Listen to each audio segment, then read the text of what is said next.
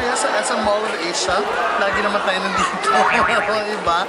Para gawin ang ating Madam's Foodventures. Sobrang daming restaurant dito. And ito yung pinakamalapit na mall sa amin. So, isa-isahin natin. Char! So, ang restaurant today na bisitahin natin ay nagsimula sa food court lang. Ako, naabutan ko pa to yung first opening ng very first branch nila sa Glorieta. Nandun ako, pumipila. And nung pumila ako noon, and na-try ko yung food nila, parang halos everyday na nung college ako. Ito yung kinakain ko. So ito ang World Chicken. Kaya tara na, pumasok na tayo at mag-order dahil nagugutom na ako. Let's go! So ayan, mag-order na tayo dito. Ang meron sila is yung original inasal teriyaki spicy Jamaican jerk. So mamimili ka from the four kung anong klaseng chicken gusto mo. Ako ay like here, yung original lang. And then yung sauce ko is yung mushroom, corn and mushroom. Sobrang sarap ng chicken dito. At mura pa. At yung ano yun, yung sides ko is yung itong spaghetti pomodoro. Pero yung wala yung Tagalin natin yung sige. Oo. Naman ako. And then, siguro Japanese rice. How much yung extra chicken? Yung one side. 150 cents. Yung may one side yung isa tuna bacon. Okay, ma'am. Tuna bacon. Yes.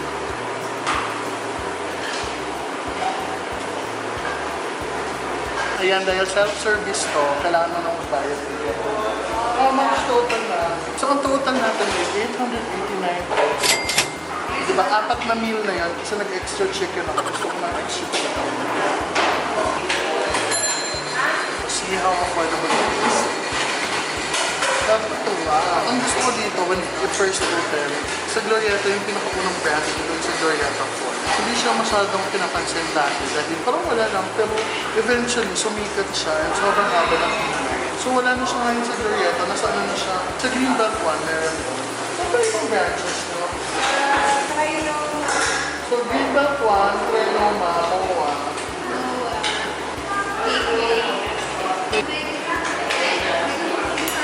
Saan yung marami pa? Ang bilis, ang junakad yung chicken. Parang wala siyang sauce. Dahil last time, maraming naguluhan sa ating scoring, papadaliin natin ngayon. So, ang scoring natin per criteria is 1 to 10 na lang. So, if it's really perfect, makakuha siya ng 10. If it's bad, so the lowest that we can give is 1. Mag-start tayo sa World Chicken's menu selection. Perfect siya, ang dami mong choices, ang dami mong pagpipilian, ang dami mong binibigay ng option.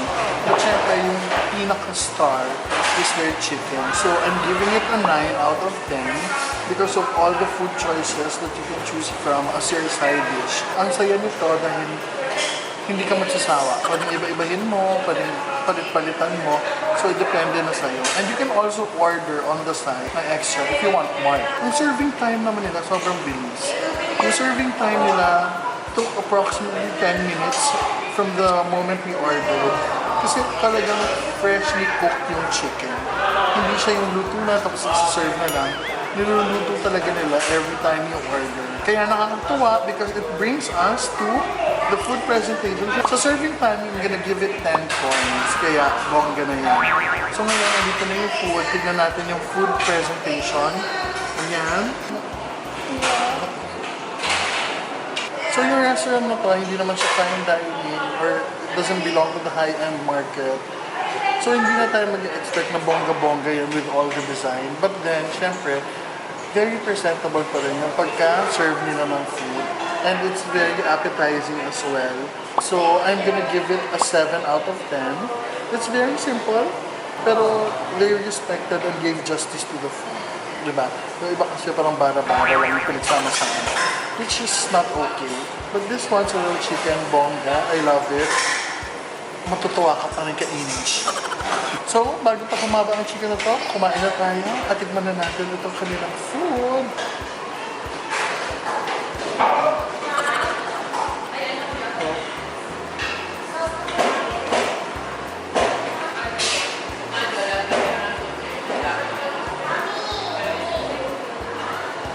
A few moments later. So ayan, tapos na tayo kumain at busog na ako.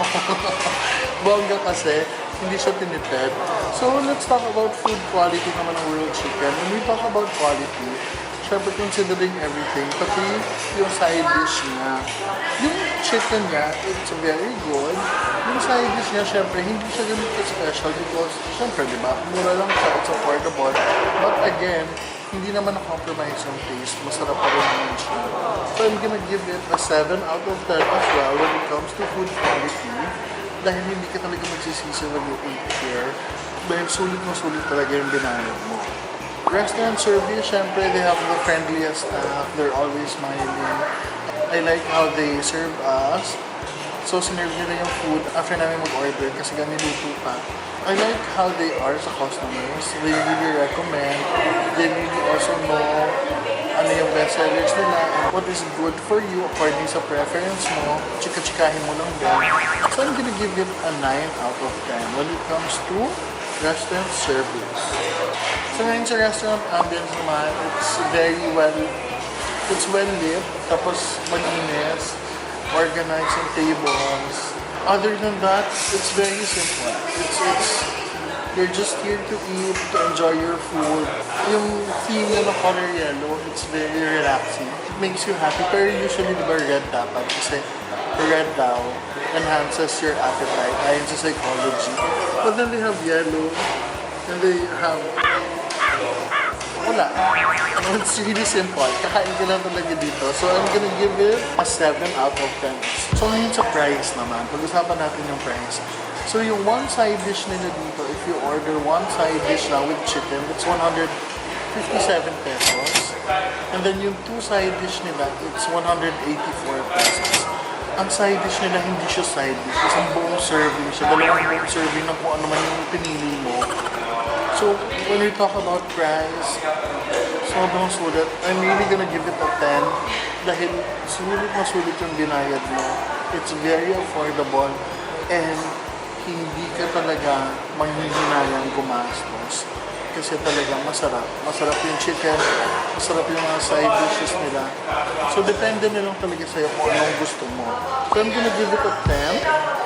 And overall dining experience ko, syempre, this is very subjective na because in personal input ko na to, ewan ko sa inyo kung anong masasabi niyo if you try dining here. But for me personally, yung overall dining experience ko dito is very pleasant. So I'm gonna give it an 8 out of 10 because I'm really happy with it.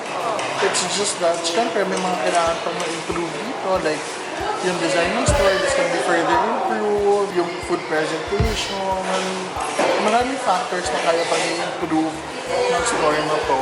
And I'm looking forward kung mangyari yun, kung magawa man to make this even more bongga, all ganyan. So ang total score ng World Chicken for me dito sa MOA ay 8.3 out of 10. So if you happen to pass by here, don't forget na i-try itong World Chicken.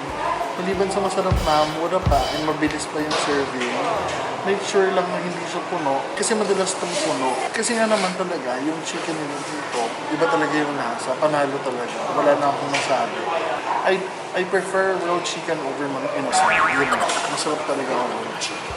Ayan, maraming salamat sa pagsama sa amin. Please don't forget to subscribe to my YouTube channel. Huwag nyo na rin kalimutan pindutin ang notification bell para ma-update kayo sa aking mga upload. Siyempre, don't forget to follow my Facebook page, Madam Ellie. Twitter and Instagram at the Madam Ellie. Sana nag-enjoy kayo sa ating Madam's Food Venture today. At kung sakaling matry niyo yung World Chicken, please comment it down below or kung natry niyo na. Let me know what you think at let me know kung 1 to 10 anong score niyo sa kanya. Para naman malaman din ng iba nating mga viewers. Maraming salamat. Until next time, kita ulit tayo bukas. Ito pa rin ang iyong nag-iisang pambansang Madam Ellie. Nabusog na. Bye!